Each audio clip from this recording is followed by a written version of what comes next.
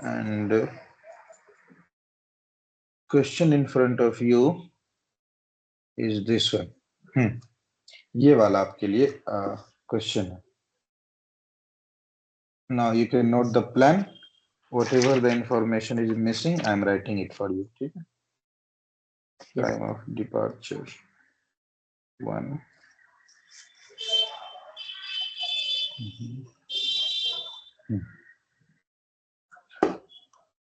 Reading the question for you. Aircraft identification is Victor Tango Papa Oscar Mike. Time of departure 1300. Scheduled flight, all equipment standard. Cruising altitude is 13,000 feet. Wake turbulence medium. Flight rule VFR. Okay. Aircraft type is Boeing. Yes, sir. Departure aerodrome Lucknow. Arrival aerodrome Kolkata. Destination aerodrome is Kolkata. Alternative GGC Gaya. And Yes, this sir. much is sufficient information, I guess. Route is Romeo 460. BBN means I think it is Varanasi. 73 East, Jamshedpur, Golf 450. Correction. Flight rule will be Zulu. So, Okay. After Jamshedpur, you need to reach flight level 250. yes, sir. Okay. Okay. In any other information, okay, any other information, make it VIP on board. Sure.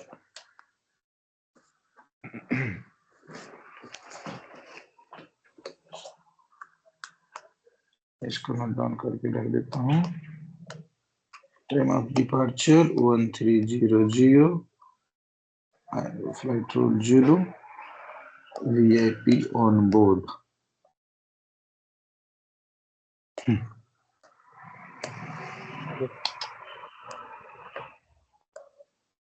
First, let me know which chart will be followed for this plan.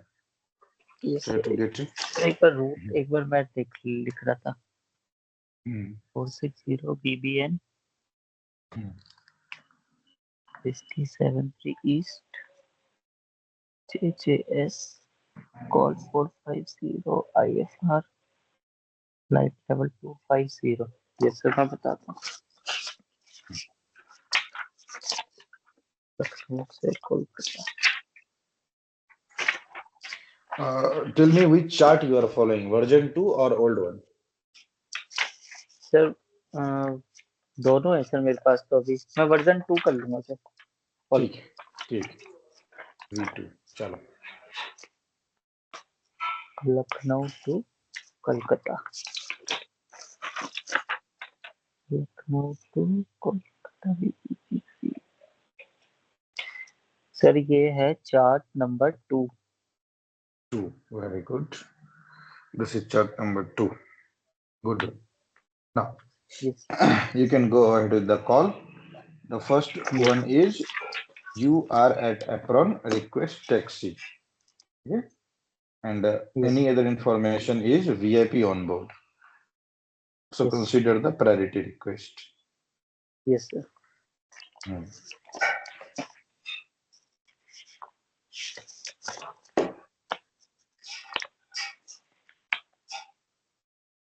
Lucknow ground. Ground है लखनऊ के पास. लखनऊ के पास tower है sir. Tower होगा. Lucknow tower. Lucknow tower. Victor tango papa Oscar mic on frequency 118.1 from Kolkata. Sorry, correction. From Lucknow to Kolkata.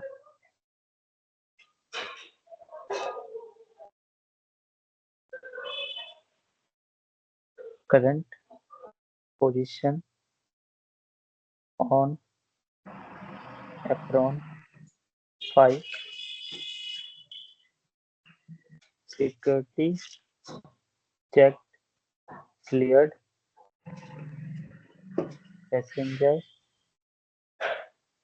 on board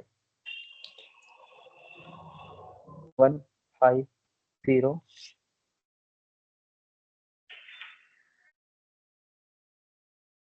Request Bridge for wake turbulence.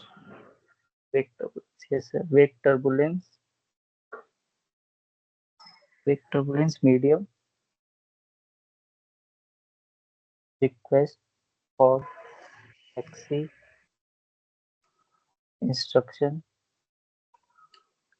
VIP on Request for taxi instructions on taxi priority. on priority Hmm. on priority VIP on road Victor Tango Papa Oscar Mike.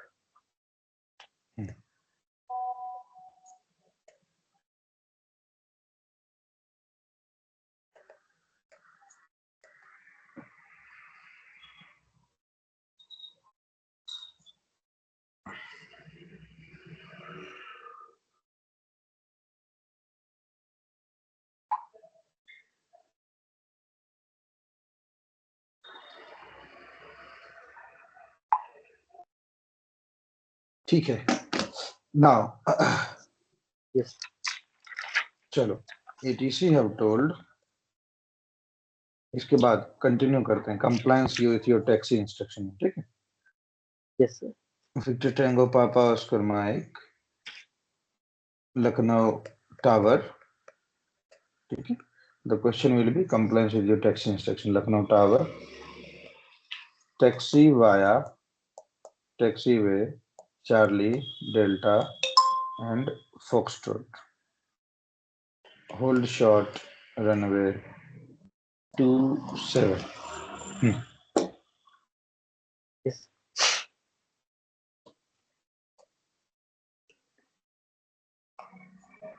Taxi via taxiway Charlie Delta and Foxtrot will hold short runway 27 Victor Tango Papa Oscar Mike. Roger. Lucknow Tower.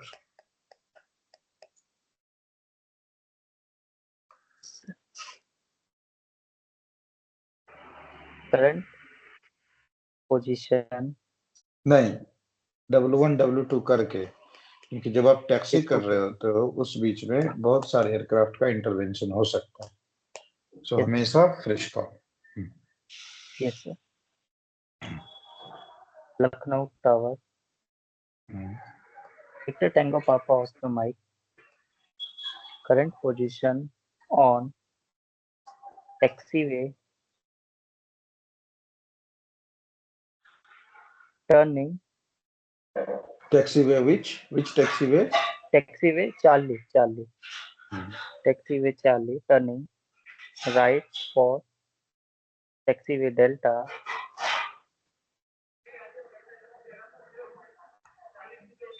Victor Roger. Tango. Yes. Lucknow Tower. Victor Tango Papa Oscar Mike. Current position on taxiway Delta. Turning left for taxiway Foxtrot. Will hold short runway 27 Victor Tango Papa Oscar Mike. Roger. Lucknow Tower.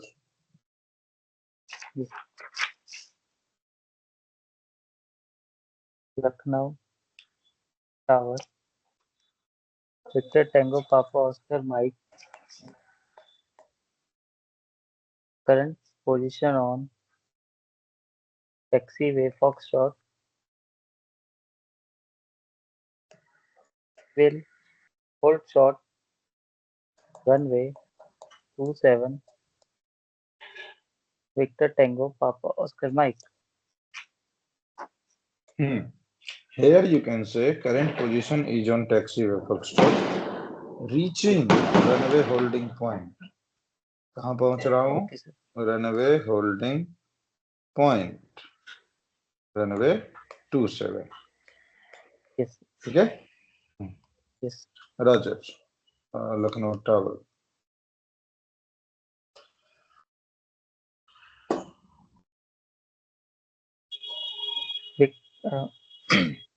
Lucknow Tower, Victor Tango Papa Oscar Mike,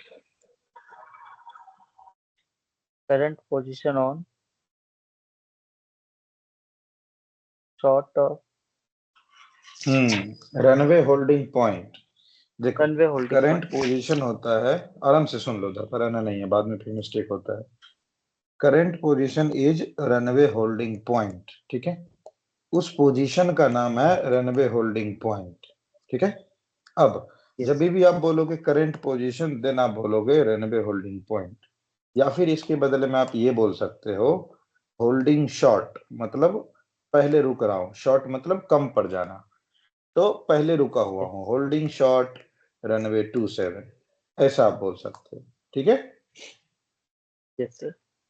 तो दोनों के meaning को अच्छे से समझना. अगर आप बोल रहे हो करंट पोजीशन, मतलब that is runway holding point, उस पोजीशन का नाम है रनवे होल्डिंग पॉइंट रनवे 27, या फिर आप सिंपली बोलो होल्डिंग शॉर्ट रनवे 27. ठीक है. Yes, sir. Roger. Lucknow tower. Yes, sir. Lucknow Tower, Victor Tango Papa Oscar Mike,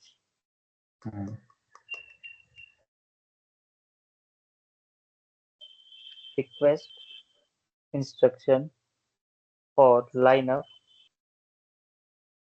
and departure. Victor Tango Papa Oscar Mike.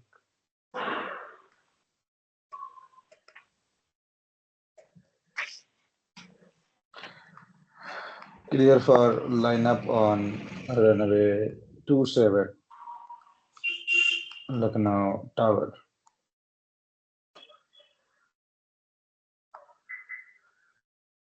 Cleared for lineup on runway 27. Victor Tango Papa Oscar Mike. Entering into runway, साथ ही साथ. ठीक है. Yes. Entering Yes. into runway for the lineup. Lineup. Okay. Runway for line. Yes, sir. Entering into runway for lineup. Victor Tango Papa Oscar Mike. Mike. Roger. Lucknow Tower. Yes, sir. Victor. Sorry. Lucknow Tower. Victor Tango Papa Oscar Mike. Lined up for departure on runway 27. Request takeoff clearance. Victor Tango Papa very Oscar good. Mike.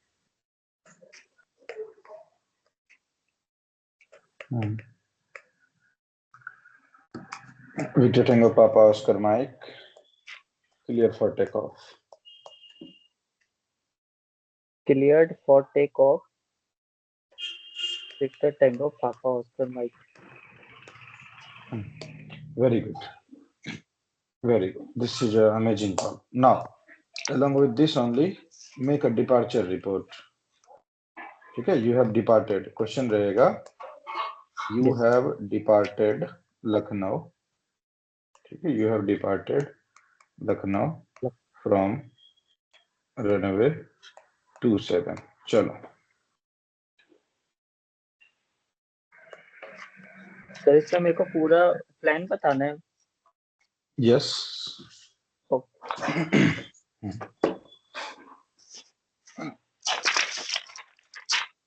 Yes, sir. Lucknow Tower.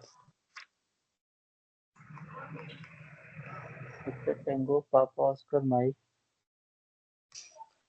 on 1.1 from Lucknow to Kolkata. Wake turbulence medium.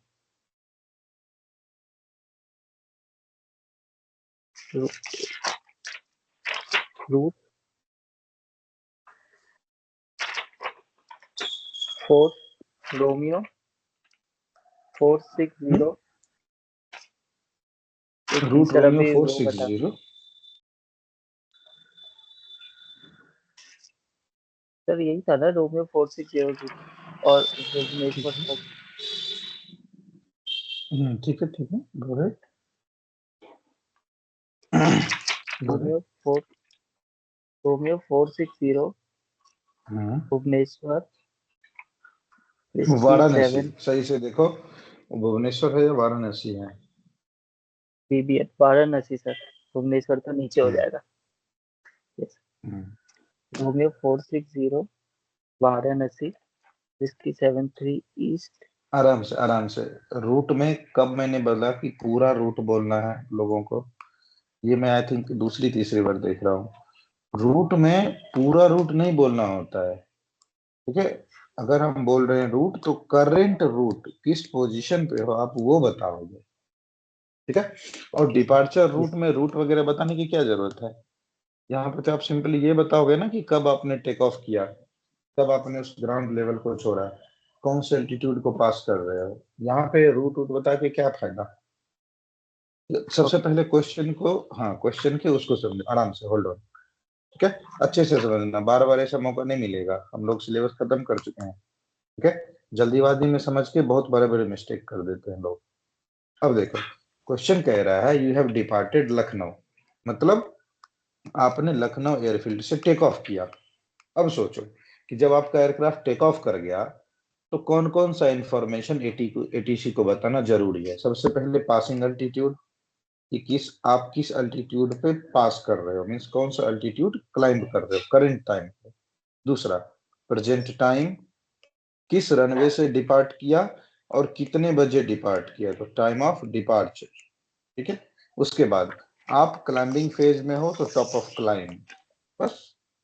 अब इस question में आपने wait turbulence बताया, वो भी बोलना जरूरी नहीं, क्योंकि वेट टर्बुलेंस हम ग्राउंड पे बताएंगे ना, जहां पे हमारे पीछे कोई ना कोई एयरक्राफ्ट प्रॉब्लम क्रिएट कर सकता है। इन द एयर मैंने पहले बताया 20 नॉटिकल माइल का डिस्टेंस रखा जाता है, तो टेक ऑफ के टाइम पे आपके आसपास कोई दूसरा एयरक्राफ्ट रहेगा नहीं, ठीक है। तो आंसर करने से पहले हमेशा यही सोचना कि क्या क्या इंफॉर्मेशन बताओ जो नेसेसरी है।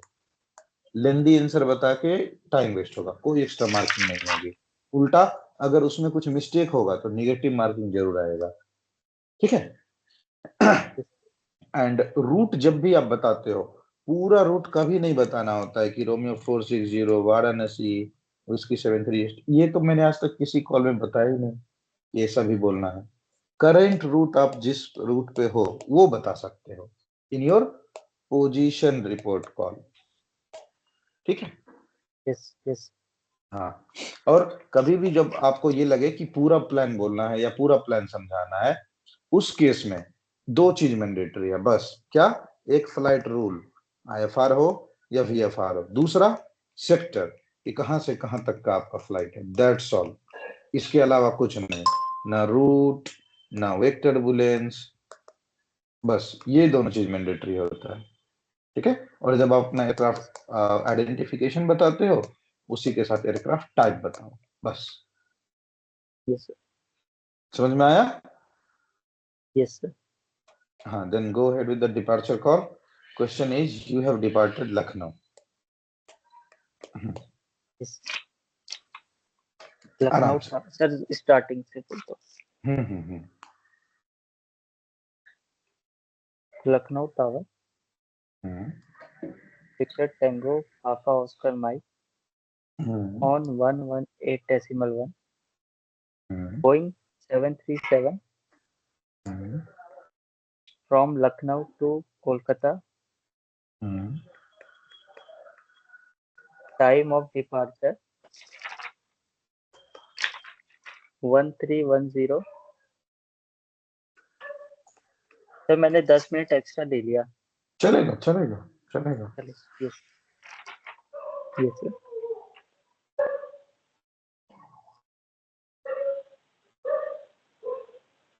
Departed from runway 27.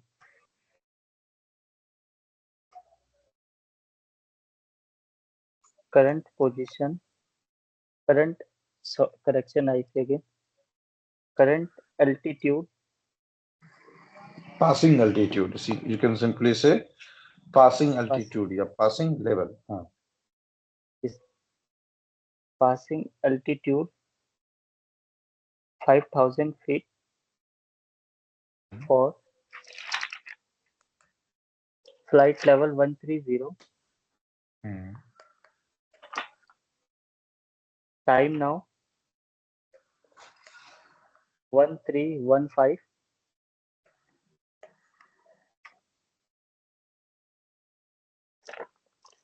Route Romeo 460. Radial 127.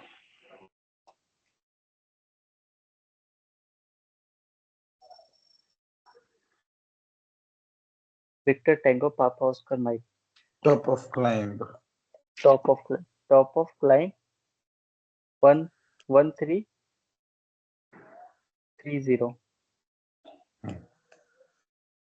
ठीक. This one is the good call. चलो. Now, subsequent with question number first. Okay. I had added so many condition and you have also give the answer nicely. Now go to the next question.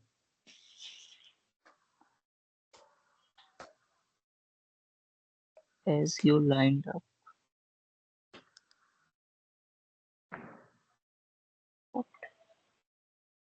What's on runway? Take action. Runway, take action.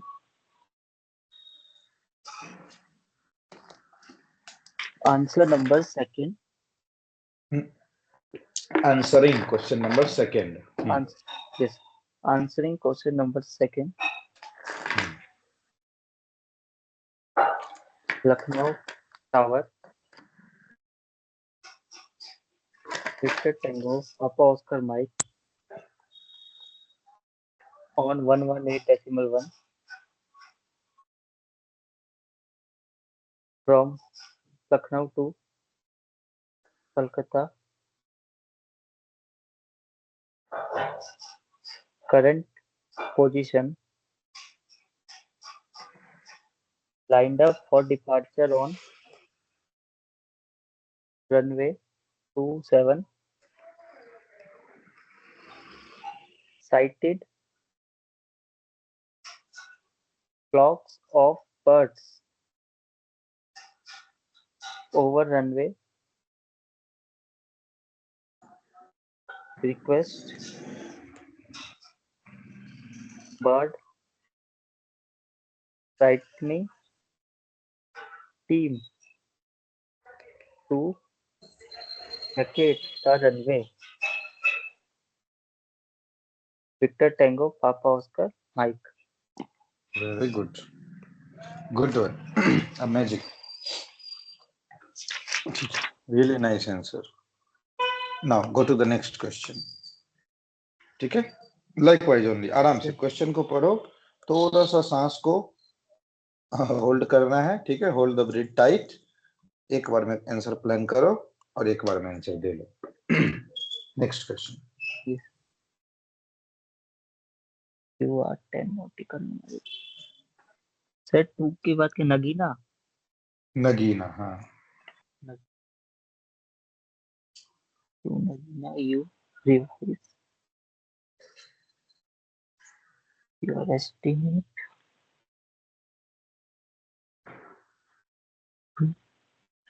to Gagan. Sir Gagan के बाद इसमें mistake है. इसमें थोड़ा mistake है. Hold. एक तो इसमें गगन नहीं है, दूसरा इसमें नगीना नहीं है. I think this one is the old chart. Just a second.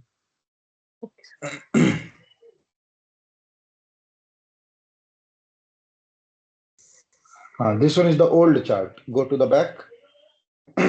Chart, root chart 2, not the version 2.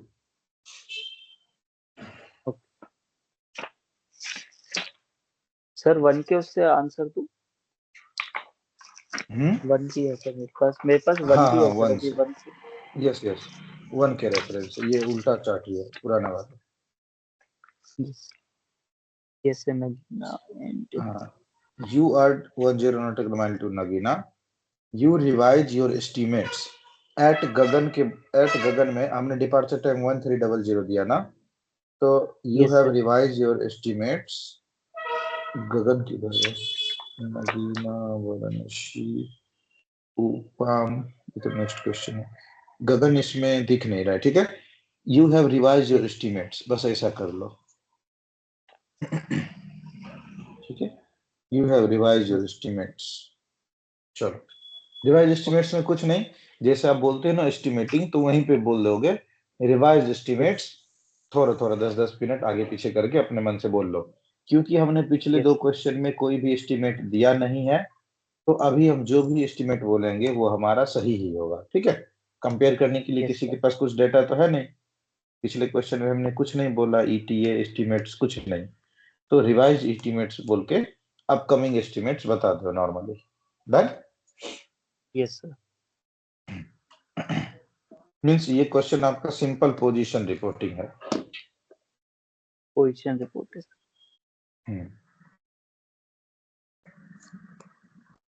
Yes sir, मैं करता हूँ सर स्टार्ट। दिल्ली कंट्रोल। नहीं, hold 10 nautical mile to Nagina, right. आपका फ्लाइट लेवल क्या है? 130। तो देखो VIL के TM में, मतलब लखनऊ अप्रोच कहाँ तक कमांड कर रहा है? Till 20,000 feet. So this call will go to Lucknow approach only. Yes sir. Right? Yes sir. Answering question number 3. Lucknow approach. Victor Tango Papa Oscar Mike on 118.1 from Lucknow. Approach 127.9 है ना? Approach 127 tower. Sorry. Correction on 127.9. Lucknow to Kolkata. Current position on flight level 130.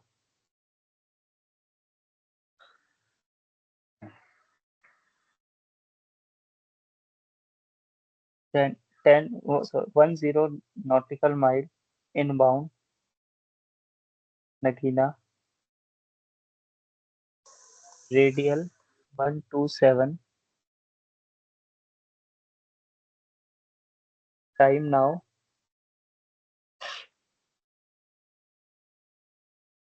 1330.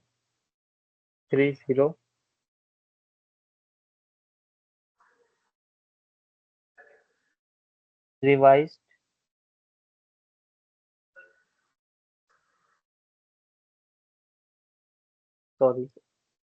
correction estimating नहीं, Nagina. ठीक है, revise estimates, ठीक है, बोलो revise estimates going right, क्योंकि question में पहले ही लिखा है रिवाइज योर एस्टिमेट्स, तो हम वहीं से शुरू ही करेंगे, रिवाइज एस्टिमेट्स, और आगे नॉर्मल अपना एस्टिमेट जैसा बता देंगे। Yes. Revised estimates Nagina 1335. Varanasi 1350.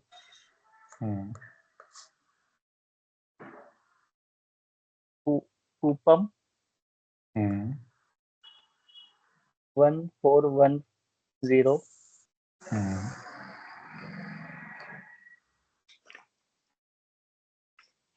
Ranchi नहीं, ठीक है, रांची है बीच में।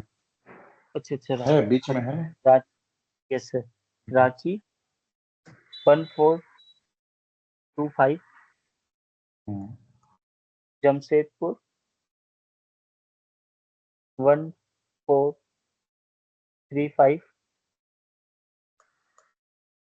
Kolkata revised ETA Kolkata. कोलकाता आपका ईटीए है, तो यस ईटीए बोलना बिल्कुल नहीं मिस करना। हाँ, रिवाइज्ड ETA कोलकाता हम्म, 1450। सर इसमें मैं टीईटी भी बताऊं? नहीं, टीईटी तो आप जब रीरूटिंग रहता है तब बताते हो ना, यस सर। रीरूटिंग के केस में। Victor Tango Papa Oscar Mike. Victor Tango Papa Oscar Mike, Lucknow approach. What is your route call sign?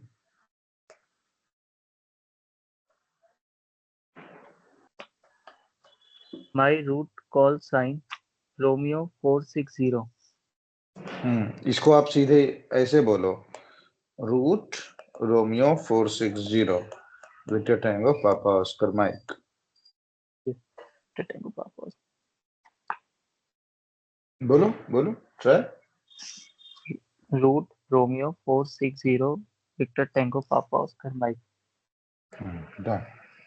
Now go to the previous question. Tell me your top of climb. My top of climb was 1330। ठीक, very good. Go to the next question now then.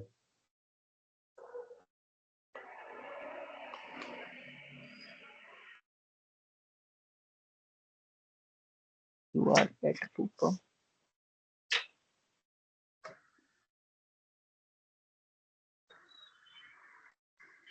Cabin decompression. Two passenger fainted, मतलब serious decompression, मेडे वाला condition. Yes sir, ये हम जा रहे थे, इसमें हम जुलू में जा रहे थे सर हम। तो अभी ठीक तो है, IFR हो गया सर, अभी मैं फ्लाइट लेवल बढ़ा सकता हूँ ना? बढ़ा सकते नहीं हो, बढ़ाना ही है। योर करेंट बढ़ाने ही। Flight 9, right now you are also at there only 13,000 feet only। क्योंकि आपका 250 है जमशेदपुर के बाद से, देखो गोल्फ 450 के बाद है IFR। Yes sir, yes sir. हाँ, so still you are on 13,000 feet only। 13,000। Yes sir. तो आप क्या करोगे इस क्वेश्चन में? मेंढे कॉल जाएगा, अपने मन से अल्टीट्यूड लूज करोगे, 8,000 या 9,000 फीट पे आ जाना है, ठीक है। यस रिक्वेस्ट करोगे नियरेस्ट एयरफील्ड रांची में लैंडिंग, और वहीं पे मेडिकल सर्विसेज ऑन अराइवल, क्योंकि आपका 2 पैसेंजर बीमार हो चुका है। तो ये सारे केस को आपको सेम कॉल में आंसर करना है। 5-6 पॉइंट है, आराम आराम से सब कुछ आंसर करना है, मन में जल्दीबाजी बिल्कुल नहीं लाना, ठीक है। Yes. Go ahead.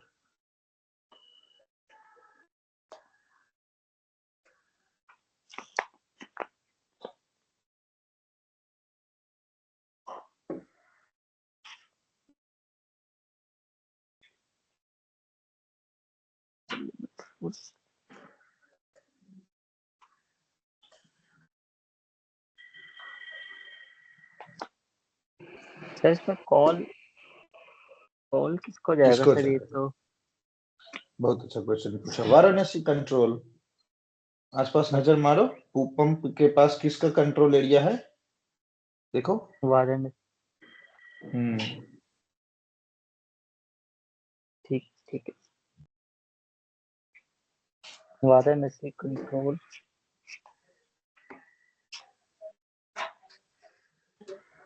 Victor Tango Papa Oscar mic on 120.75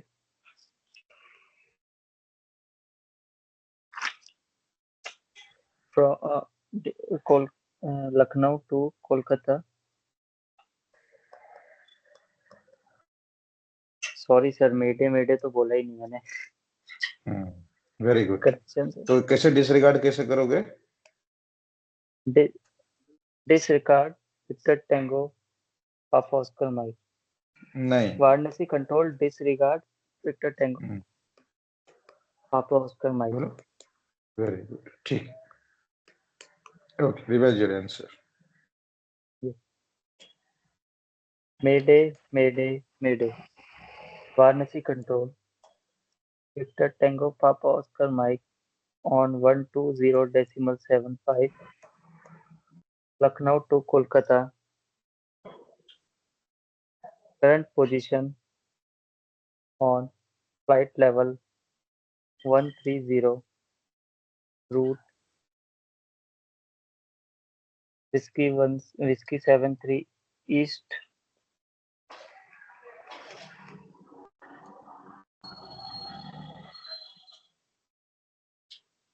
to overhead Opam पूपम Upam.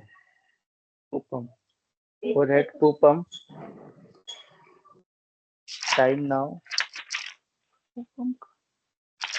1410.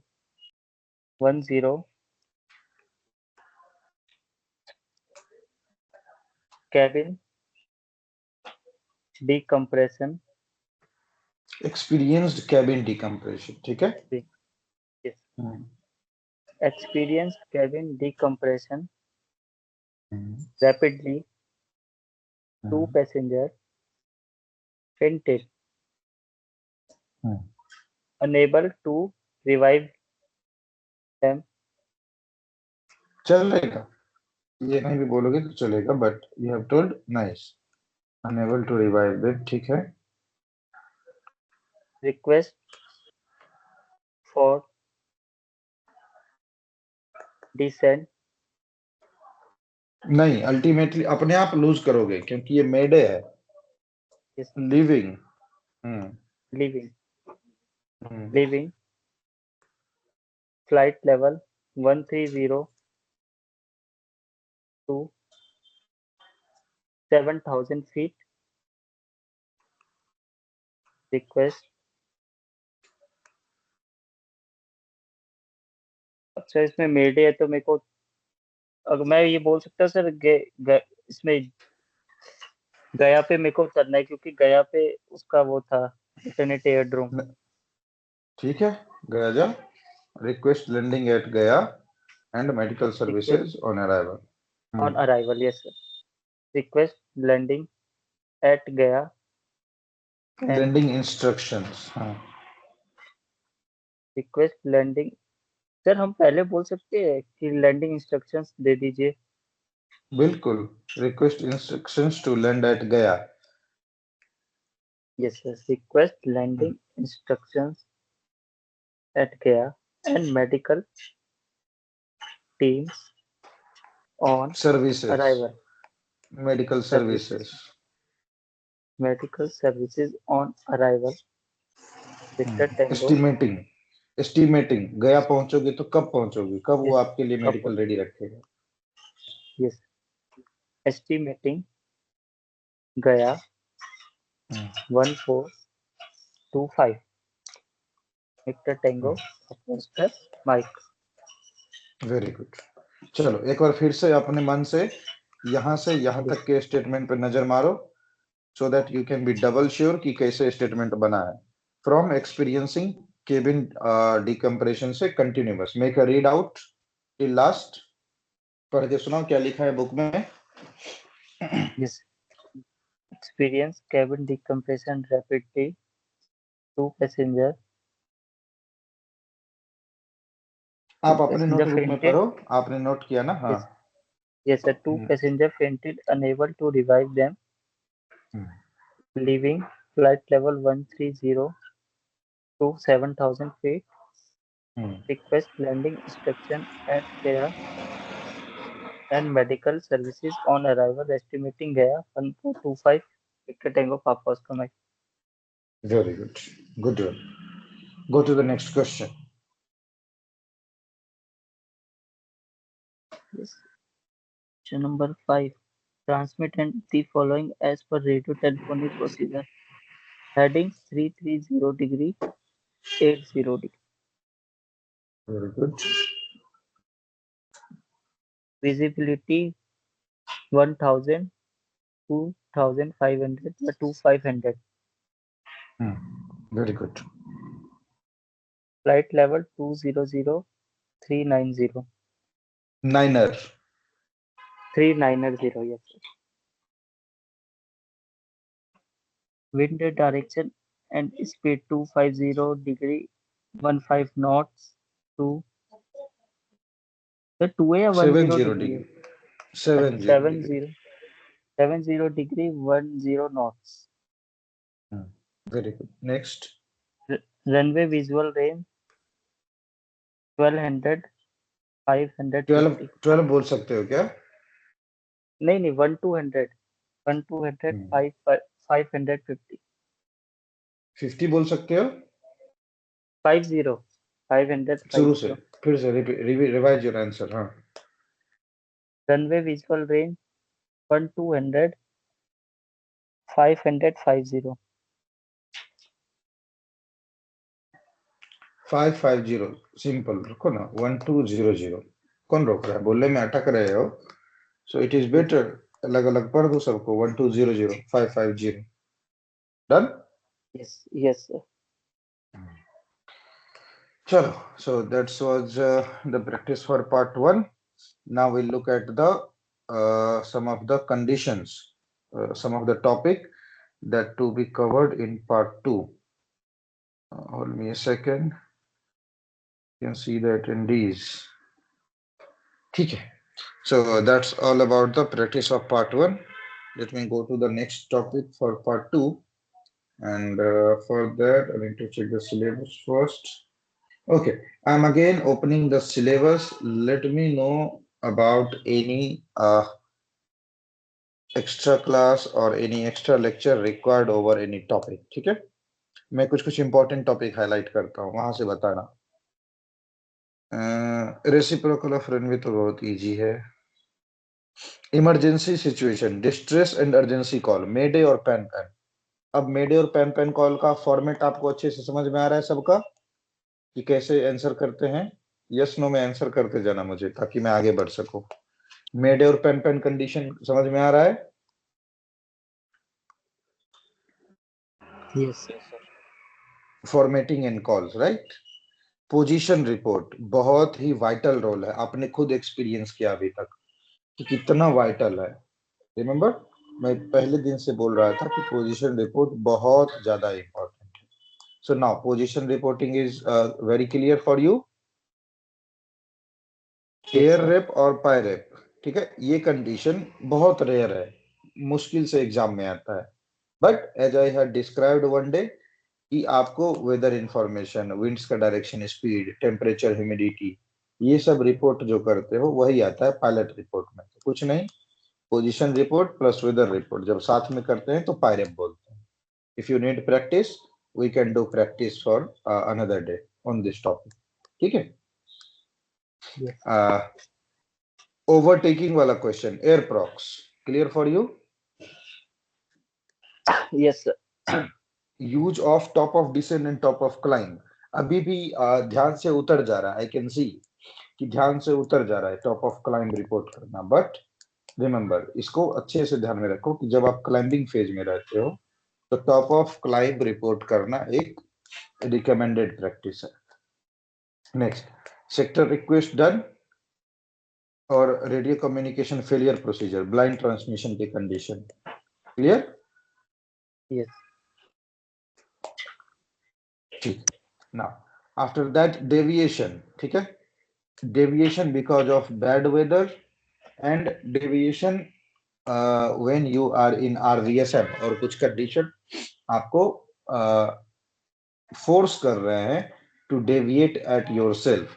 I can understand कि डेविएशन और आरवीएसएम के डेविएशन के कॉल्स आपको रिवाइज करते टाइम कम मिले हैं, राइट. जब भी हम आई थिंक 2-4 दिन से जब हम एक्चुअल क्वेश्चन प्रैक्टिस कर रहे हैं जो कि प्रीवियस ईयर पूछे गए हैं, तो आपको डेविएशन वगैरह के कॉल कम देखने को मिल रहे हैं, right. This is how RT works. सारे इंपॉर्टेंट टॉपिक तो एक ही क्वेश्चन में डाल नहीं देगा ना, नहीं तो उसका 100 नंबर का क्वेश्चन 1000 नंबर के बराबर हो जाएगा, राइट. तो ये सब फ्लैगशिप टॉपिक्स हैं. फ्लैगशिप टॉपिक्स मीन्स कि बहुत इंपॉर्टेंट टॉपिक है। इन चारों पांचों कंडीशंस में से ना कोई एक क्वेश्चन नंबर 3 या 4 में आता है। क्वेश्चन नंबर फर्स्ट या सेकंड हमेशा इजी रहेगा। टैक्सी पे, एप्रॉन पे फ्यूल लीक, किसी ने एक दूसरे को ठोकर मार दिया, रनवे पे कोई प्रॉब्लम आ गया, फ्लॉक ऑफ बर्ड दिख गया आपको रनवे पे, इस सब टाइप के छोटे छोटे टॉपिक्स 1 एंड 2 में, जिसका आंसर आप 5 से 7 पैराग्राफ में मैक्सिमम कर सकते हैं। फिर आता है थर्ड या फोर्थ। थर्ड में बहुत ज्यादा गुंजाइश रहता है ब्लाइंड ट्रांसमिशन का या फिर आरसीएफ का। अगर क्वेश्चन सिंपल रहेगा तो एग्जामिनर कंडीशन को आरसीएफ बना देगा, ठीक है। या फिर थर्ड में ही आपको मेडे या पैन पैन कंडीशन इंट्रोड्यूस कर देगा थर्ड या फोर्थ में। तो कोई एक क्वेश्चन रहेगा आइदर आरसीएफ से या मेडे या पैन पैन से। फोर्थ में आपका क्वेश्चन रह सकता है, ज्यादातर चांस रहता है केविन डिकम्प्रेशन वाला केस या फिर आरवीएसएम का कोई केस, ठीक है। या फिर फोर्थ में डाल देगा मिस्ड अप्रोच के रिगार्डिंग कि आप नियर टू अराइवल एरोड्रोम पहुंच चुके हो, रिक्वेस्ट इंस्ट्रक्शन टू डिसेंड। तो जो कुछ इंपॉर्टेंट टॉपिक जो जिसका प्रैक्टिस आपको कम हो रहा है, ये सब क्वेश्चन एग्जाम में भी कम ही आते हैं। ऐसा नहीं रहेगा कभी भी कि 4 के 4 क्वेश्चन डाल दिए टफ वाले, डेविएशन में ही दिमाग खा जाएगा, नहीं। एक आध क्वेश्चन डेविएशन से, एक आध क्वेश्चन आरसीएफ से, इसी टाइप से रहता है, ठीक है। But again because we when we are doing actual practice, हमको इन सारे टॉपिक के क्वेश्चन कम मिल रहे हैं। नेवरदलेस टुमारो मैं जानबूझ के 2-3 क्वेश्चन इन सारे टॉपिक से आपके प्रैक्टिस सेट में इंट्रोड्यूस करूंगा ताकि आप इन सारे टॉपिक पे प्रैक्टिस 100% कर सको। Is it okay? Yes sir. Haven't you feel in practicing previous year question कि कितने सिंपल टू सिंपल टॉपिक्स रहते हैं, राइट? टॉपिक ऐसा ही रहता है आरटी में। somebody has given the exam so they might have known कि क्वेश्चन ऐसा ही रहेगा। एक क्वेश्चन टफ रहेगा या फिर टफ नहीं रहता है कुछ भी, आपको एक क्वेश्चन ऐसा मिलेगा जो कि थोड़ा भारी रहेगा, जिसका आंसर 15 से 16 पैराग्राफ में होता है। एक क्वेश्चन ऐसा रहेगा, दूसरा 10 पैराग्राफ के आसपास, और question number first and second तो 5 से 6 paragraph maximum. So this is how RT examination is being conducted. आपको इसी तरह से प्रैक्टिस करके जाना रहता। डन? सो हमने लेक्चर 21, 22 ये सारे तो हमने देख ही लिए। सारे डेफिनेशन एंड टर्मिनोलॉजी जितने भी है हमने आज तक सारे कवर किए। मॉकअप फॉर कंप्लीट क्वेश्चन 3-4 दिन से तो वही कर रहे हैं, right? So we have covered till lecture 22।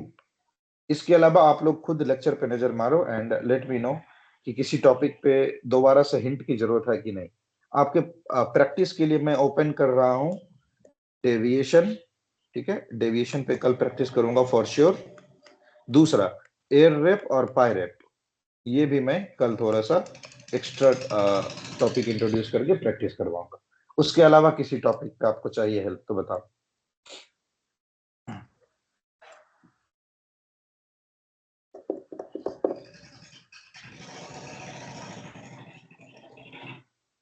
मारो एक फटाफट नजर मारो सारे लेक्चर्स पे, टॉपिक देखते जाओ, बताना किस पे हेल्प चाहिए।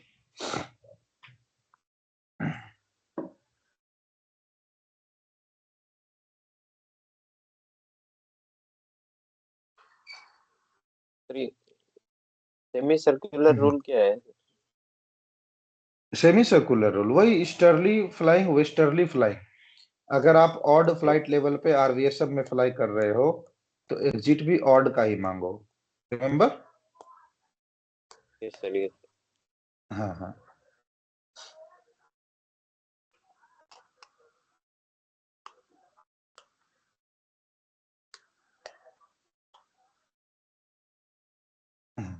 Don't be worried.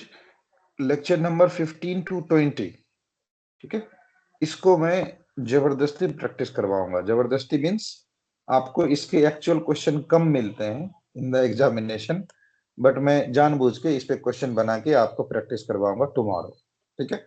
और कई बार क्या होता है कि आप लोग जब प्रीवियस ईयर क्वेश्चन प्रैक्टिस करते हो तो कुछ क्वेश्चन सेट जो होते हैं ना वो हाइपोथेटिकल होते हैं। हाइपोथेटिकल इन द सेंस कि अगर कोई स्टूडेंट किसी कोचिंग इंस्टीट्यूट में पढ़ रहा है, take an example for us only.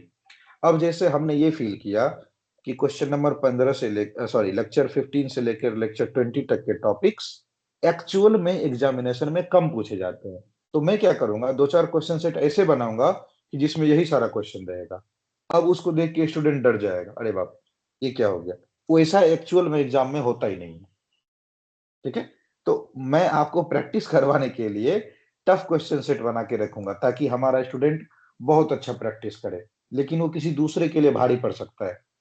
उसको लगेगा इतना टफ पूछता है क्या। क्वेश्चन नंबर फर्स्ट से ही शुरू किया आरसीएफ, फोर्थ पे जाके पहुंच गया cabin decompression, RVSM, deviation eight ऑन। ऐसा क्वेश्चन नहीं पूछता है आरटी में। फर्स्ट क्वेश्चन रहेगा basic basic apron, taxi, towing, startup. Second में आएगा आपका मेडे या पैन पैन, हो सकता है एप्रॉन पे कि फ्यूल लीक हो रहा है, फ्लॉक ऑफ बर्ड है, फायर देख लिया, ऑयल टैंकर से फ्यूल लीक हो गया, इस टाइप के। थर्ड में आरसीएफ, यस आरसीएफ पूछता है, तो थर्ड में आरसीएफ या मेडे। फोर्थ में जाके कंडीशन डाल देगा डेविएशन एट ऑन या लिविंग आरवीएसएम अल्टीट्यूड या you are on deviated track, ATC back in contact, ये सब टाइप के क्वेश्चन या एयर प्रॉक्स, ये सब डाल देगा फोर्थ में। हो गया, 4 क्वेश्चन का एग्जाम है। पांचवा तो रट्टा रट्टी ही है। ठीक है, सो कल जब हम लोग प्रैक्टिस करेंगे थोड़ा सा अगेन एक्चुअल क्वेश्चन से डेविएट होंगे हम लोग और इन सारे टॉपिक्स पे हाइपोथेटिकल क्वेश्चन प्रैक्टिस करेंगे। डन। कंप्लीट क्वेश्चन का प्रैक्टिस हम लोग पिछले 5-6 दिन से कर ही रहे हैं। You can see how easy and well organised questions they are asking. आप सबने अभी तक देखा ना कि क्वेश्चंस ऑर्गेनाइज्ड होते हैं। ऑर्गेनाइज्ड इन द सेंस कि एक एयरपोर्ट से दूसरे एयरपोर्ट तक जाते हैं सीक्वेंस में, कि पहला क्वेश्चन अगर टैक्सी का है तो अगला क्वेश्चन टेक ऑफ का होगा। ऐसा नहीं रहेगा कि पहला क्वेश्चन टेक ऑफ का दे दिया अगला क्वेश्चन टैक्सी का पूछा, नहीं, सीक्वेंस में रहता है। So today we'll start a new topic for part 2, and today we'll have a look on regulation questions and NOTAM, AIP, AIC, ITU, AFTN, ये सब क्या होता है हम लोग इस पे नजर मारेंगे आज। ठीक है, so for today our topic will be mainly considered with NOTAM। ठीक है, NOTAM plus regulations के क्वेश्चन। So hold tight, थोड़ा सा ध्यान से सुनना, ठीक है, बिकॉज ये थियोरिटिकल क्लास होगा तो आप लोगों में से कोई ना कोई इसको बोरिंग फील कर सकता है, but I will try to explain slow ताकि आप लोग इससे बोर्डम फील नहीं करो। ठीक है, मैं धीरे धीरे एक्सप्लेन करने की कोशिश करूंगा so that everyone can understand easily. Now एक यू कैन से सिग्निफिकेंट मतलब जिसका यूज होता है। एक सिग्निफिकेंट एरिया रहता है क्वेश्चन नंबर 5 में नोटम के रिगार्डिंग, वो क्वेश्चन पूछता ही पूछता है। ठीक है, नोटम के केस में, और वो ऐसा है कि नोटम के टॉपिक से क्वेश्चन हमेशा पूछेगा जिसमें आपको ऐसा लिखा हुआ मिलेगा कि नोटम इशूड बाय, या फिर लिखा रहेगा notum issued with in the time limit, ऐसा ऐसा करके, मतलब 3-4 क्वेश्चन सेट है नोटम के ऊपर जो कि हर हाल में क्वेश्चन नंबर 5 में आ ही जाता है कभी ना कभी।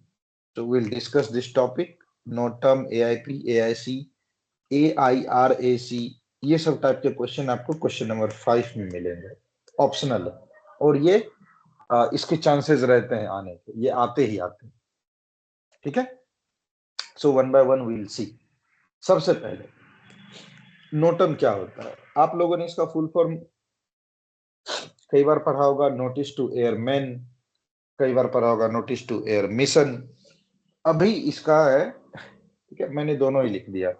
पहले ये नोटिस टू एयरमैन कहलाता था, अभी इसको बोला जाता है नोटिस टू एयर मिशन। ठीक है, अब क्या है नोटम। ठीक है, कहीं भी थोड़ा सा अगर लेंदी रहे, लेथार्जिक लगे, डिस्कनेक्ट होना शुरू हो, तुरंत you can interrupt me in between so that I can be little slow. ठीक है, अभी क्या, सपोज कुछ दिन पहले आपने एक न्यूज सुना होगा कि इंडिया चाहता है कि अग्नि 5 मिसाइल हमने बनाया, उसका टेस्टिंग करेंगे किधर, बे ऑफ बंगाल में। ठीक है, so suppose this is the India's map. हमने एक मिसाइल बनाया अग्नि 5, ठीक है, और उसका ऑपरेटिंग रेंज रखा 6000 kilometre, ICBM, intercontinental ballistic missile. कहां से मिसाइल टेस्टिंग होती है, या तो उड़ीसा में एक पोर्ट है सतीश धवन इंस्टीट्यूट अल्टीट्यूड, या फिर एक अब्दुल कलाम आइलैंड है इन बंगाल, और ये है हमारा इंडियन ओशन, और ये रहा बे ऑफ बंगाल। तो हमने 6000 किलोमीटर का मिसाइल रेंज बनाया। अब क्या करना है, आपको मिसाइल टेस्टिंग करनी है। तो आप चाहते हो कि ये जो 6000 किलोमीटर का एरिया है, ये आपके लिए रिजर्व रहे। क्यों? क्योंकि मिसाइल टेस्टिंग फेज में है, आप कंफर्म नहीं हो कि मिसाइल हमारा सही लगेगा कि नहीं लगेगा। तो आपने क्या किया, एक खास एरिया को रिजर्व कर लिया, ये एरिया हमको खाली दे दो। अगर हमारा मिसाइल सही नहीं रहा तो क्या पता बीच में ब्लास्ट हो जाए, तो हम नहीं चाहते हैं कि किसी को नुकसान हो। तो आप पहुंचोगे नोटम ऑफिस के पास, ठीक है, NOTAM office. NOTAM office India में कितने हैं, चारों FIR region, Mumbai, Delhi, Kolkata and Chennai. ठीक है, नोटम ऑफिस के पास पहुंचे कि हमको नोटम इशू करवाना है। बोलेगा क्यों क्यों चाहिए, तो हमने एक मिसाइल बनवाया है, उसकी टेस्टिंग करेंगे। बोलेगा ठीक है, कब इशू करवाना है, तो मैंने डिसाइड किया कि 15 टू 20 फरवरी को ये वाला एयर स्पेस में नोटम इशू कर दो कि कोई भी एयरक्राफ्ट या कोई भी शिप ऑपरेट नहीं करेगा। हम लोग मिसाइल की टेस्टिंग कर रहे हैं, अगर गलती से लग गया तो उसकी जिम्मेदारी हम लोग नहीं उठाएंगे। क्लियर? नोटम का मीनिंग समझ में आया?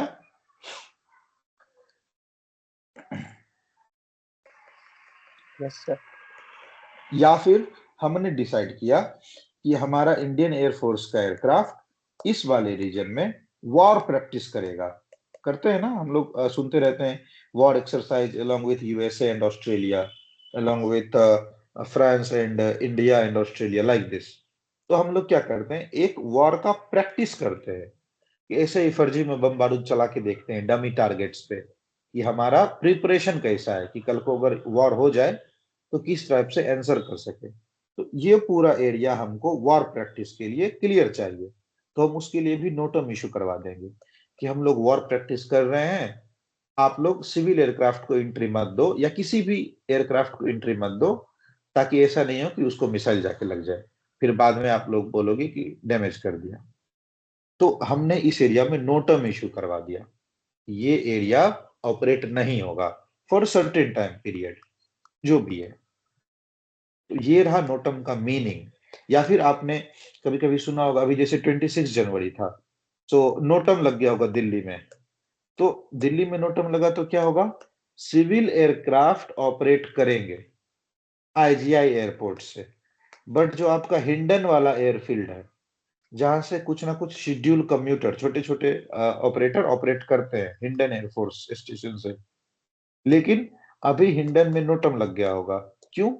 क्योंकि प्रेसिडेंट हाउस, राष्ट्रपति भवन के पास में से उनको ड्रिल करनी है। ड्रिल करनी है मतलब शोकेस करना है, तो वो लोग मिलिट्री एयरक्राफ्ट ऑपरेट करेंगे।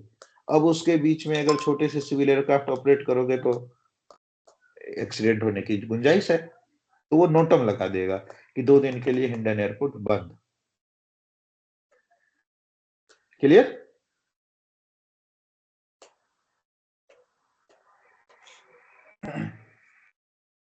Yes, is it clear? Sir एक ही पूछना, जब नो टाइम लगता है तो ये एटीसी ये सब उस टाइम पे क्लोज नहीं रहते ना? एटीसी नहीं क्लोज रहता है, एयर स्पेस क्लोज होता है नोटम में। यस। ठीक है, एयर स्पेस, एटीसी हमेशा एक्टिव रहेगा। सर अगर किसी को नो टाइम के बारे में नहीं पता होगा तो वो एटीसी हाँ, बता सकते हैं ना कि अभी नो टाइम है, यहाँ से बिल्कुल अब बिल्कुल बिल्कुल, अपकमिंग कोई भी टॉपिक वही है। अपकमिंग टॉपिक यही है कि आपने नोटम इशू तो करवा दिया, अब अगर कोई ये बोले कि हमको पता ही नहीं था, तो हो सकता है ना यस कि कोई ये बोले कि हमको तो पता ही नहीं था भैया, आपका नोटम आपने नोटिस निकाला, कहाँ निकाला पता नहीं, आपने न्यूज़पेपर में छपवाया, मैं तो न्यूज़पेपर पढ़ता ही नहीं हूँ।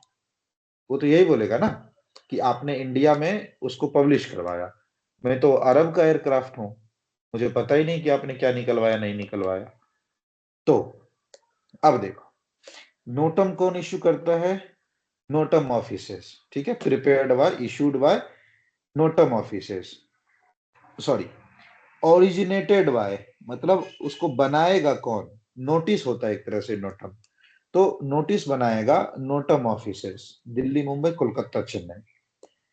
इशूड या पब्लिश्ड, ठीक है, इशूड या पब्लिश्ड, पब्लिश्ड मतलब छापना या डिस्ट्रीब्यूट करना, छापेगा कौन, डिस्ट्रीब्यूट करेगा कौन?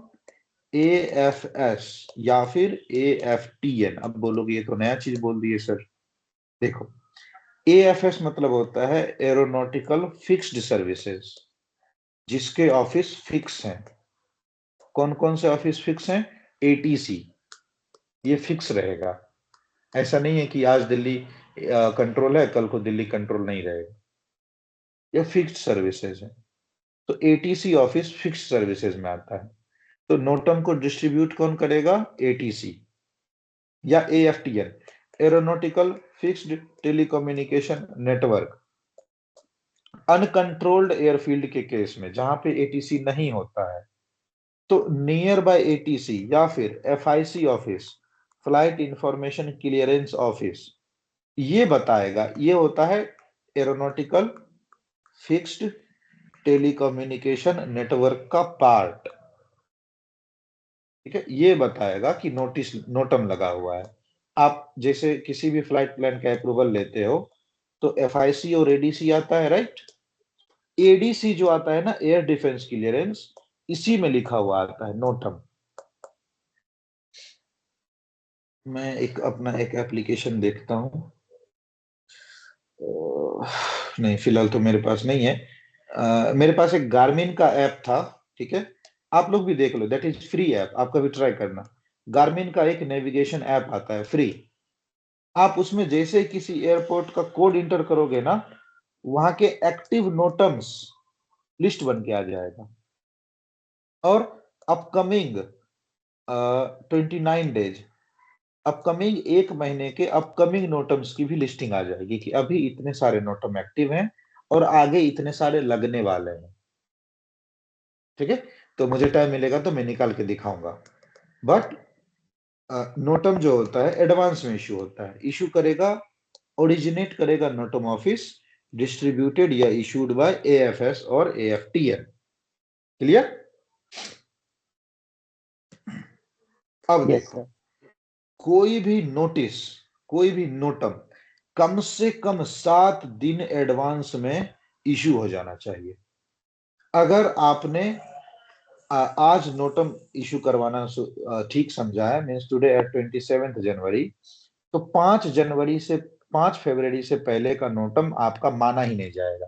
आप नोटम रिक्वेस्ट करोगे, नोटम बनेगा ही नहीं, बोलेगा नहीं डेट एक्सटेंड करो, ठीक है।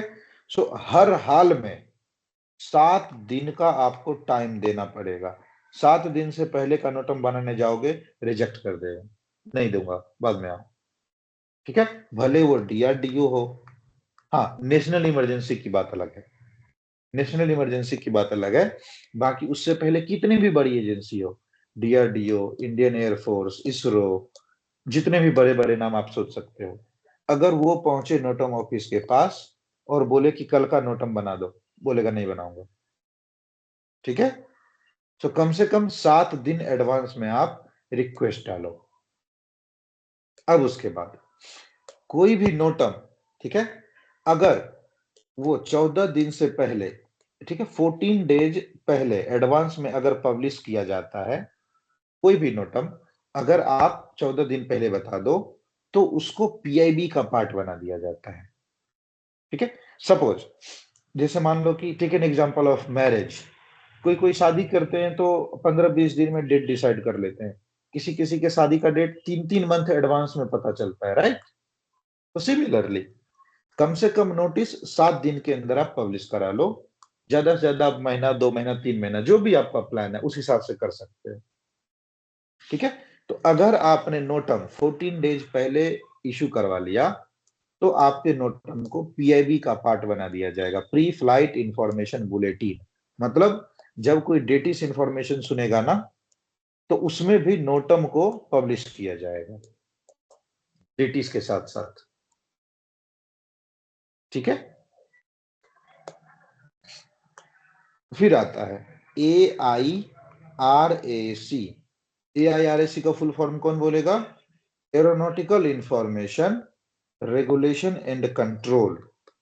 अब क्या है, अगर आप एयरपोर्ट के रिगार्डिंग कोई भी उसमें चेंज करते हो, एयरपोर्ट के स्ट्रक्चर में, एयरपोर्ट के एस्टेब्लिशमेंट में, एयरपोर्ट के डिजाइन में, तो हम सब एयरक्राफ्ट में नैव डाटा और ई चार्ट अपडेट करते हैं, राइट?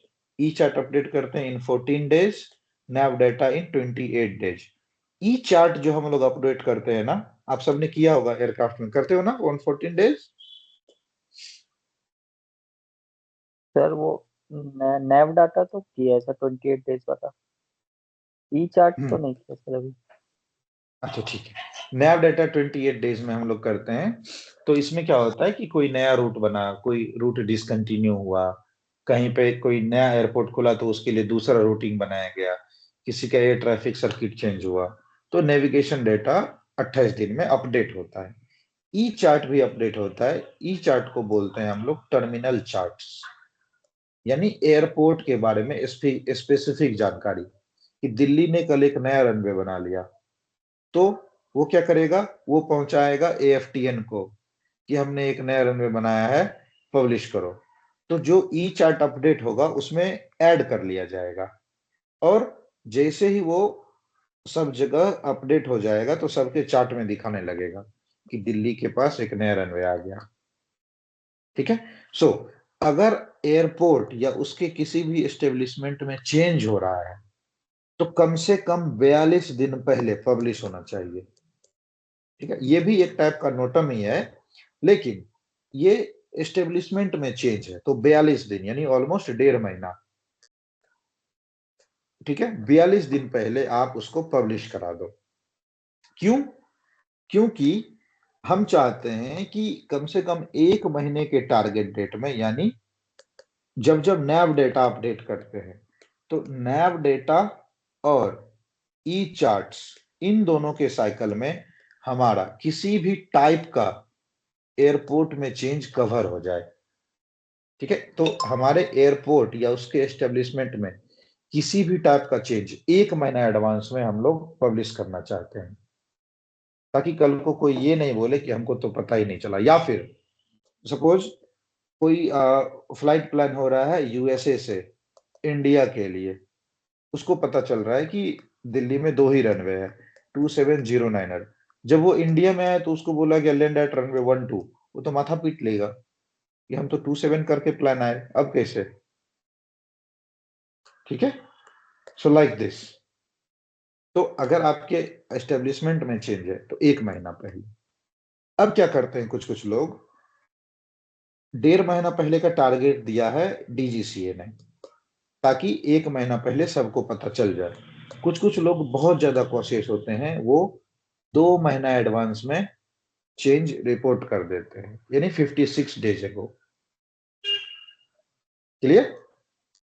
एयरपोर्ट के रिगार्डिंग चेंज, जैसे पुणे एयरपोर्ट ने टर्मिनल 1 क्लोज किया कि हम टर्मिनल 1 ऑपरेट नहीं करेंगे, तो मार्च से अगर उनको टर्मिनल 1 क्लोज करना है तो जनवरी में ही नोटम इशू करवा देंगे कि टर्मिनल 1 क्लोज होगा, ताकि जितने भी एयरलाइंस ने टर्मिनल 1 के नाम से टिकट काट के रखे हैं वो सारे अपने अपने टिकट रिवाइज कर देंगे कि टर्मिनल 2 हो गया, टर्मिनल 2 हो गया।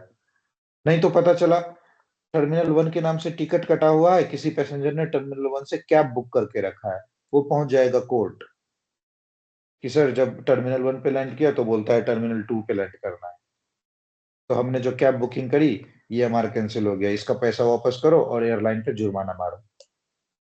तो ये सारे कॉन्टिजेंसी नहीं हो, इसके लिए महीना 2 महीना पहले ही सब कुछ इंटीमेट किया जाता है सबको। क्लियर? Yes sir. सर एक बार AIRAC की फुल फॉर्म मैं लिख नहीं पाया। Aeronautical information regulation and control.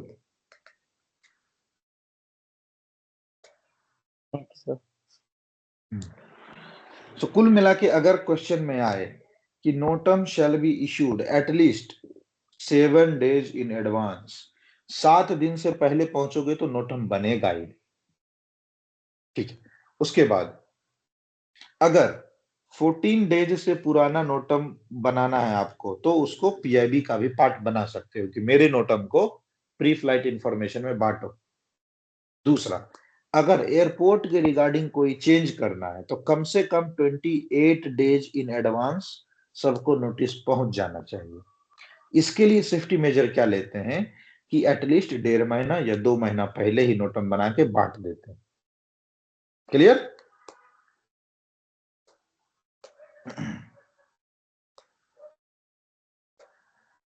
फिर एक यस सर। क्वेश्चन आता है, international NOTAMs are issued by international NOTAM offices.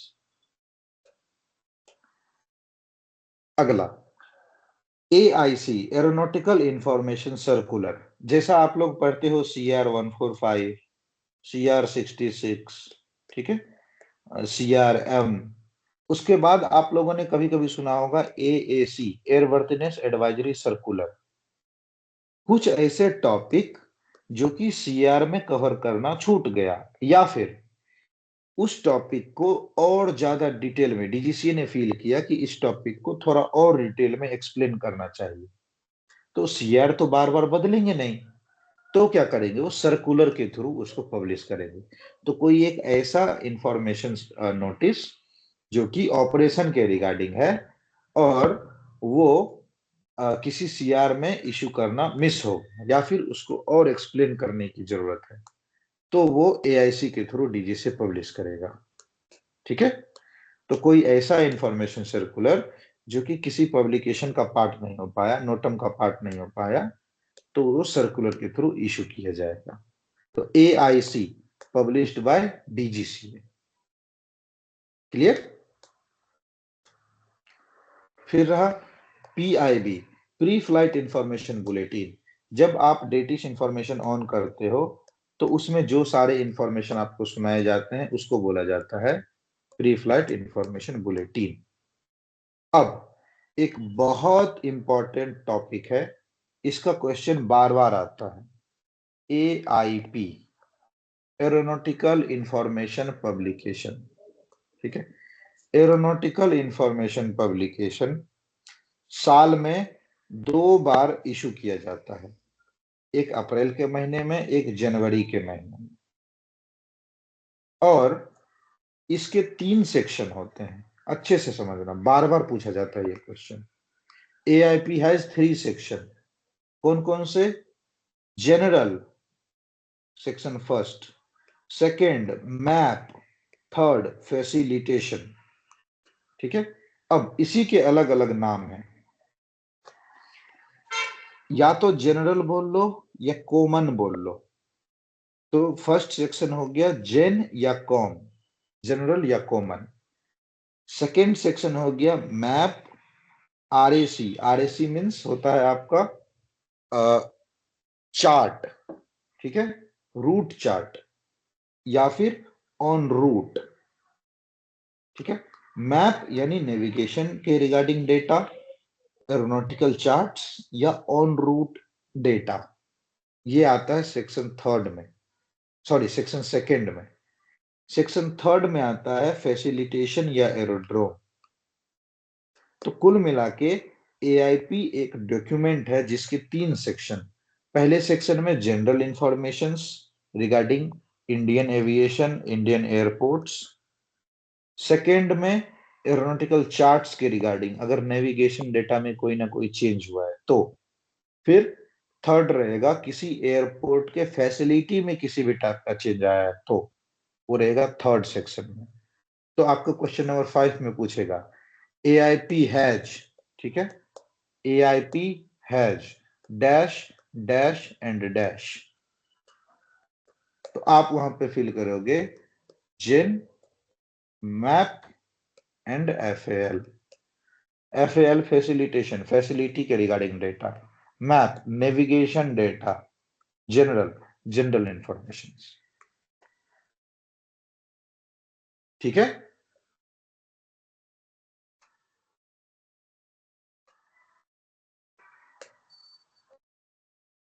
Clear? Yes sir. Sir ये जो अब आप अगर 5th नंबर का जो क्वेश्चन होता है, इसको हम इसमें हम्म, क्वेश्चन पेपर में लिखते हैं या आंसर शीट में लिखते हैं इसका आंसर? आंसर शीट में, आंसर शीट में। Okay sir.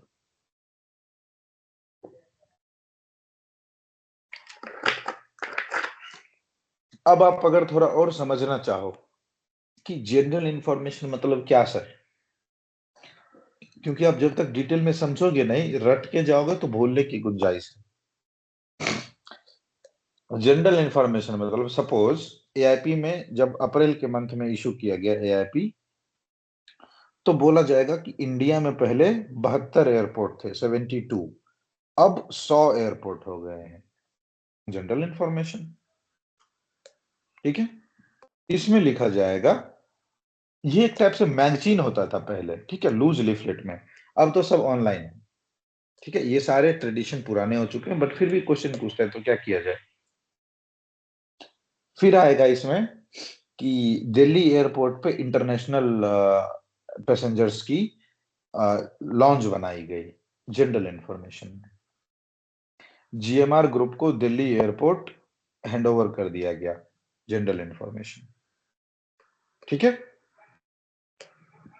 मैप या चार्ट में क्या आया, दिल्ली एयरपोर्ट से गुवाहाटी के लिए नए रूट एस्टेब्लिश किए गए। इंडिगो ने दिल्ली और मुंबई के बीच में 10 और एयरक्राफ्ट ऐड किए। ठीक है, ये सब नेविगेशन के लिए 3 नए रूट्स एस्टेब्लिश किए गए। पहले 10 रूट थे, finding the operation contingency, 3 route discontinue किए गए, तो ये सब आ गए मैप में। फिर आया थर्ड, फैसिलिटी वाइज, पहले दिल्ली में 1 रनवे था, अभी 3 रनवे बना दिया गया। पहले एप्रोन 5 थे, अभी 7 बना दिए गए। ठीक है, एप्रोन के नीचे से फ्यूलिंग दिल्ली में होता है आप लोगों के पास, या बॉजर आता है फ्यूलिंग के लिए? सर होता है सर, बाउजर भी होता है, वो नीचे से भी करते हैं फिर। क्या बोलते हैं उसको? उसका नाम तो नहीं पता सर। वो नीचे से सर वो फ्यूल लेते हैं उसमें से। हाँ, वो टैंक बने रहते हैं, उसको बोलते क्या है? टैंक बने हैं सर, यस। Yes sir. उसको उसको प्लेस को क्या बोलते हैं उसको? वो सर ये नहीं पूछा, नहीं किसी से, पूछ लूंगा सर। ठीक यस। है, मैं भी थोड़ा सा मिस कर रहा हूँ क्या बोलते हैं उसको, क्योंकि हमने अभी तक किसी एयरपोर्ट पे वैसा एक्चुअल देखा नहीं जाके, तो मैंने तो फेस नहीं किया है। दिल्ली में होता है, but I came to know. ठीक है, सो यस। सपोज वो वही बोला गया कि अभी दिल्ली में इन ग्राउंड रिफ्यूलिंग की फैसिलिटी ऐड कर दी गई है, बैरल और बॉजर स्टॉप कर दिया गया। या फिर दिल्ली एयरपोर्ट पे 5 नए एप्रॉन बना दिए गए हैं, international arrivals 3rd number terminal पे होगा। तो फैसिलिटी के रिगार्डिंग कोई सा भी चेंज सेक्शन 3 में रहेगा। क्लियर?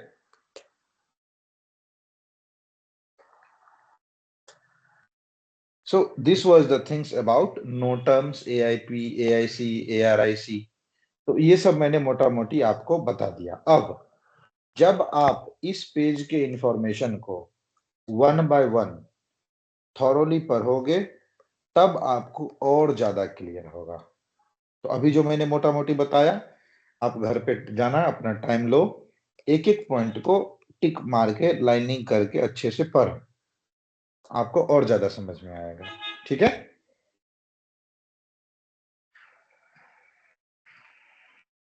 अंडरस्टूड?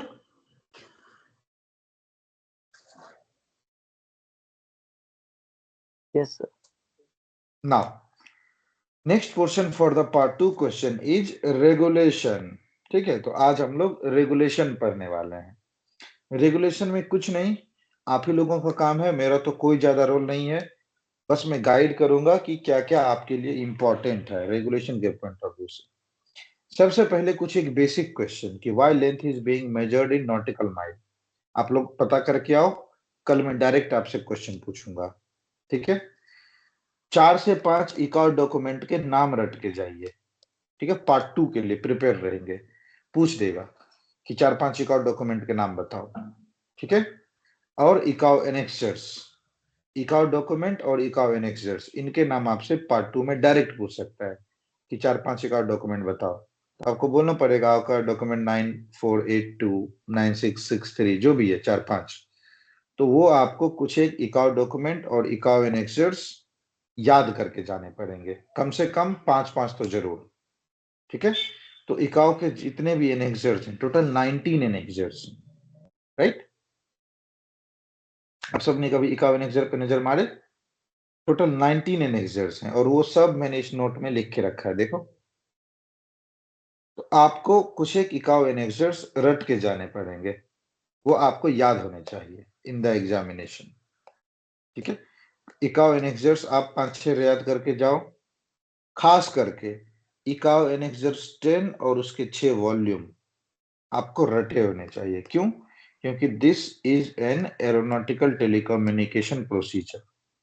इकाउ एनेक्सर 10, तो 10 एक आता है 14, ठीक है, 19 सेफ्टी मैनेजमेंट सिस्टम, और एक आता है आपका 4, 10 14 19, और पहला दो तो बिल्कुल आपको याद ही होना चाहिए, पर्सनल लाइसेंसिंग और रूल्स ऑफ द एयर। हम पर्सनल लाइसेंसिंग के थ्रू ही अपना एएमई लाइसेंस या पायलट का लाइसेंस इंडोर्स करवाते हैं। तो ये कुछ 4-5 इकाव एनेक्सर्स आपको याद होने चाहिए मैंडेटरी रूप से। सिमिलरली नॉट ओनली इकाव एनेक्सर्स, कुछ एक इकाव डॉक्यूमेंट भी आपको रटे होने चाहिए। देखो ये भी हमने लिखा हुआ है एक ही साथ 4-5 इकाव डॉक्यूमेंट, पेज नंबर 8 पे। इकाव डॉक्यूमेंट 9432 किस चीज के लिए है? Manual for radio telephony. ICAO document 8168 4x4 8126। तो 4-5 इकाव डॉक्यूमेंट और 4-5 इकाव एनेक्सर्स आपको याद होने चाहिए। ऐसे ही मुंह से गिनवा लेगा कि बताओ कितने हैं, 4-5 एग्जाम्पल दो। ठीक है, उसके अलावा रेगुलेशन है तो आपसे जरूर से जरूर पूछेगा कि एएमई लाइसेंस के कितने कैटेगरी होते हैं और उसके प्रिविलेज या लिमिटेशंस क्या क्या है। मींस किस कैटेगरी का एएमई क्या क्या काम करेगा। ठीक है, फिर आपसे ये भी पूछेगा कि why RT is necessary, RT का आपके फील्ड में क्या यूज है, क्यों चाहिए आपको आरटी। ठीक है, उसके बाद कुछ एक एयरक्राफ्ट रूल्स, ठीक है, कुछ एक बेसिक रूल्स चाहिए तो पूछेगा, बट इसके चक्कर में जरूरी नहीं है कि आप पूरा का पूरा एयरक्राफ्ट रूल रट के चले जाओ। एक दो इंपॉर्टेंट वाले, जैसे rule 7, documents to be carried on board. ठीक है, ये वाला इंपॉर्टेंट है, तो ये पूछता है बार बार। फिर पूछेगा एटीसी के ऑफिसेस कौन कौन से हैं, ग्राउंड, टावर, अप्रोच कंट्रोल, कौन कौन क्या क्या करता है। फिर आपसे कुछ एक जनरल प्रैक्टिस पूछेगा कि किस किस टाइप के मेंटेनेंस करते हो जिसमें आरटी का यूज आता है, तो आपको प्रैक्टिकल आंसर देने पड़ेंगे। आरटी का यूज कहाँ आता है? एलटी टेस्ट में, ट्रांसपोंडर चेक में, सीवीआर, ठीक है, या फिर कम्युनिकेशन सिस्टम चेक में। तो आपसे 2-4 वर्बली कॉल करवा सकता है इन द पार्ट 2 कि बोल के बताओ, लिखने नहीं देगा, बोलेगा चलो ग्राउंड रन का कॉल बोल के बताओ। या फिर आपको एक पेन एंड पेपर दे देगा, बोलेगा एक एयरपोर्ट ड्रॉ करो। ठीक है, या फिर एक पेन एंड पेपर दे देगा, बोलेगा एक एयरक्राफ्ट बनाओ और उसमें कितने टाइप के एंटीना होते हैं उसका नाम लिखो, कहां कहां पे किस किस टाइप के एंटीना होते हैं। तो इन दोनों क्वेश्चन के साथ तो आप रेडी ही रहो, एक एयरपोर्ट और एक aircraft. For tomorrow your task is एक एयरपोर्ट और एक एयरक्राफ्ट बना के आप बताइए कि किस किस जगह पे कौन कौन से एंटीना है ऑन एन एयरक्राफ्ट, और एयरपोर्ट के किस एरिया को क्या बोलते हैं। ये आपका कल का होमवर्क, और होमवर्क करने के बाद आप व्हाट्सएप ग्रुप में पिक्चर डाल दो अपना, ठीक है। उसके बाद कुछ नहीं, बहुत सिंपल, एरोमाइल लाइसेंस हमने पहले ही पढ़ाया था, और बाकी एक दो सेफ्टी प्रिकॉशन के क्वेश्चन है जो कि डायरेक्टली कल मैं आपसे क्वेश्चन पूछूंगा। तो आप कल थोड़ा सा टाइम देके, नहीं होगा तो हम लोग 9:30 बजे मिलेंगे, ठीक है, या फिर इसको थोड़ा सा और आगे पुश कर देते हैं। बट आप कल थोड़ा सा टाइम देके इन 13-14 क्वेश्चंस के आंसर प्लस एक एयरपोर्ट का ड्राइंग और एक एयरक्राफ्ट का ड्राइंग, ये दोनों बना के व्हाट्सएप ग्रुप पे आंसर ड्रॉप करो, ठीक है। Then will move ahead. So this was the first portion of part second. 30% part second का सिलेबस खत्म,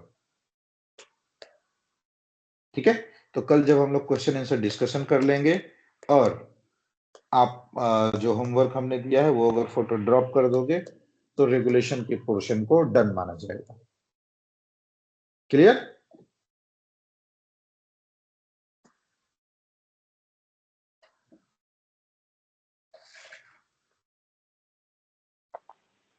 यस सर। तो इसमें एक ठीक है, बार आप ईएलटी का बता देंगे कैसे कॉल देंगे, अगर अगर अगर हमें ईएलटी बिल्कुल। भी टेस्ट करने के लिए बोला गया। आज ही तो कांड किया है मैंने एलटी के साथ, बिल्कुल बताऊंगा। अच्छा। चलो। अच्छा। Okay, so regarding ELT, our duration of transmission is 03 second, ठीक है, 03 सेकेंड।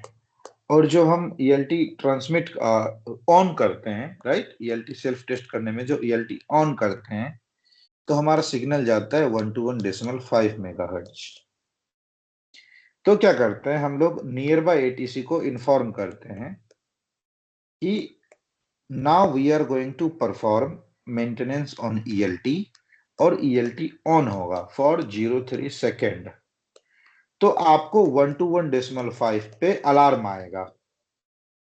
तो 121.5 का अलार्म सुन के तुरंत में कान खड़े मत कर लेना या हंगामा मत करने लग जाना, ये एक टेस्ट प्रोसीजर है।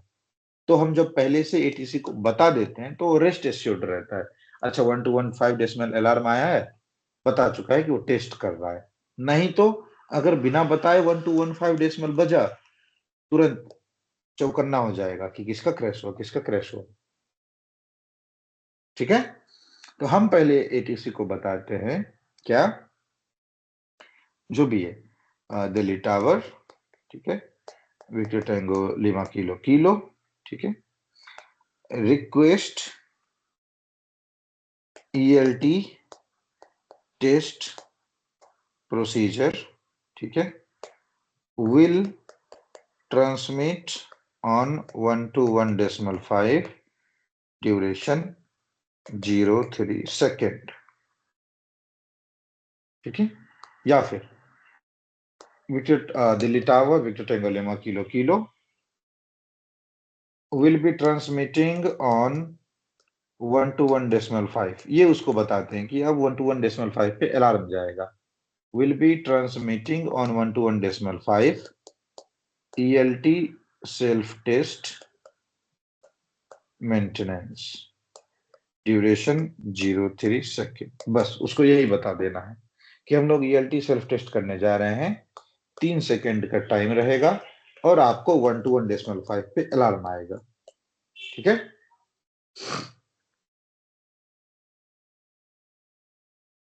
Yes sir. तो यही बताना होता है इन ELT टेस्ट की, अभी आप चौकन्ना हो जाओ, अभी जो अलार्म आए उसको इग्नोर करना, ये हमारा टेस्टिंग है। तो आज जो मैं बता रहा था कि आज कांड हुआ है वो ये था, because in this airport I have newly transferred to the current airfield, और ये एक मिलिट्री एयरपोर्ट है, तो ये लोग प्रोसीजर से इतना ज्यादा थॉरो नहीं है। तो इनको जब मैंने बताया कि 121.5 पे ट्रांसमिट करूंगा, सो ही थॉट कि I am going to give a call on 121.5 तो उसने पूछा कंफर्म 121.5, मैंने कहा फर्म 121.5, तो बोलता है वी आर नॉट मॉनिटरिंग 121.5। तो मैंने कहा I am not going to give a call, we are operating a ELT for 0.3 seconds. You will receive a buzzer on 1 to 1.5.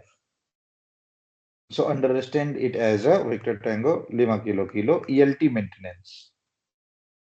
तो उसने हमारे ऑपरेटर को कॉल कर दिया कि हम लोग मिलिट्री ऑपरेशन में इतना ज्यादा बिजी हैं, बिजी शेड्यूल में क्यों ELT का आपने डाला, ठीक है। और प्लस जो आपका RT वाला कॉल कर रहा था उसका कॉल क्लियर नहीं था, कंफ्यूजिंग था। तो no problem, it was never a problem to me. I had replied, if you have problem, why didn't you clear on RT? और पीछे से ऑपरेटर को कॉल करके क्या हो जाएगा, आपको जितने सारे कंफ्यूजन है आप RT पे ही पूछ लो कि क्या चलो आपको नहीं समझ में आया, दोबारा से पूछो कि didn't get you, say again, मैं और अच्छे से एक्सप्लेन करूंगा। So he wish to accept the call कि आप सीधा बोलो ELT टेस्ट, फ्रीक्वेंसी बोल के आपने कंफ्यूज कर दिया, हमारा मिलिट्री ऑपरेशन हो जाता है। So I didn't get you there. So it depends airport to airport, but आपको ये बोलना है कि will be transmitting on 1 to 1.5, ठीक है। Yes, sir. चलो बाकी ये अपना एयरपोर्ट टू एयरपोर्ट डिफर करता है, जैसे भी आपका प्रैक्टिस है आप वही करो। एग्जाम में और रियल लाइफ के कॉल में बहुत डिफरेंस रहता है, तो ये तो कोई बोलने की जरूरत है ही नहीं।